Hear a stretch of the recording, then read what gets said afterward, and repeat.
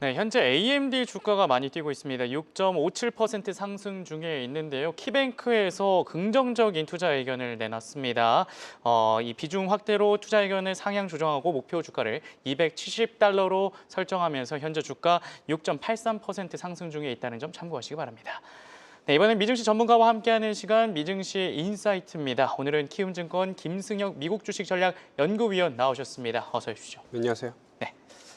개장 전에 12월 소비자 물가지수 CPI가 공개됐습니다. 특히 근원 CPI가 예상치를 하회하면서 물가가 좀 잡히고 있다는 신호를 보냈는데요. 개장 상황 어떻게 보고 계십니까? 네, 우선 생각보다도 물가가 점차 잡히고 있다라는 시그널을 시장이 확인했음에도 불구하고 현재 시장 상황은 약간 혼조세를 좀 보이고 있습니다.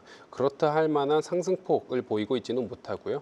오히려 금융섹터 같은 경우에는 규제 이슈로 인해서 좀 내려오는 모습을 확인할 수가 있는 상황이고 헬스케어 섹터 같은 경우에도 상대적으로 IT 중심의 상승 랠리가 다시 한번 재개될 수 있을 것 같다라고 판단을 하다 보니 수급적인 어떤 쏠림들이 헬스케어 섹터를 좀 이탈하고 있는 흐름이 연출이 되고 있는 모습이고 상대적으로는 반도체 섹터가 좀 강세를 보이고 있긴 하지만 전반적으로 봤을 때 아직 자금 흐름이 이번 CPI가 어느 정도는 예상됐다라고 판단하면서 크게 움직이고 있지는 않다라고 판단하고 있습니다. 네, CPI가 어느 정도 예상된 수준에 나왔기 때문에 현재 지수에는 큰 영향을 미치지 않고 있다라고 이렇게 분석을 해줬습니다. 자, 그러면 첫 번째 이슈로 바로 넘어가 보도록 하겠습니다. 메타 관련된 이슈인데요. 메타가 메타버스 관련 부서 직원 10%를 감원하기로 했습니다. VR에 배정된 예산을 이 스마트 안경과 이 손목 밴드 등 웨어러블로 할당하는 추세라고 할 수 있겠는데 메타의 전반적인 사업 전망 어떻게 보고 계십니까? 네, 우선 메타 같은 경우에는 사실 메인 사업부는 광고죠. 아무래도 광고 플랫폼을 통해서 더 많은 수익성을 가지고 가는 게 메타의 어떤 주 수익원인데 넥스트에 대한 어떤 고민을 하면서 계속해서 얘기하고 있었던 건 메타 글래스라던가 이런 어떤 웨어러블 기기에 대해서 메타는 제2의 휴대폰은 안경이 될 거다라고 강하게 얘기를 하고 있는 상황이고요.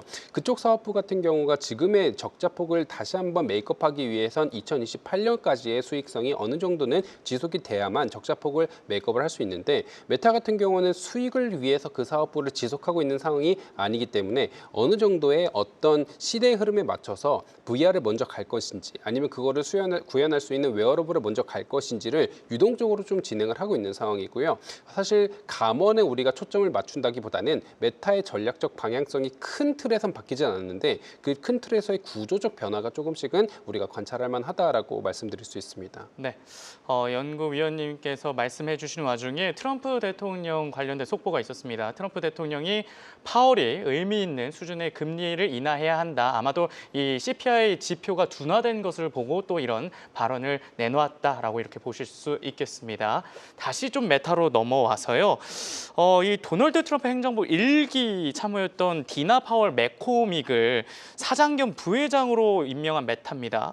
이 트럼프 대통령이 이에 좀 찬사를 보내기도 했는데 이번 메타 인사 어떤 걸 좀 개혁하기 위함이라 볼 수 있겠습니까? 맥코믹 같은 경우에는 과거 히스토리를 보면 크게 이제 로비스트이기도 했고요. 월가에서 사실 굵직한 어떤 국库펀드들을 많이 매니징을 했습니다. 이런 관점에서 봤을 때 메타의 노림수는 두 가지 정도로 보여지는데요. 첫 번째로는 메타 입장에서 봤을 때 가장 큰 리스크 요인은 규제입니다.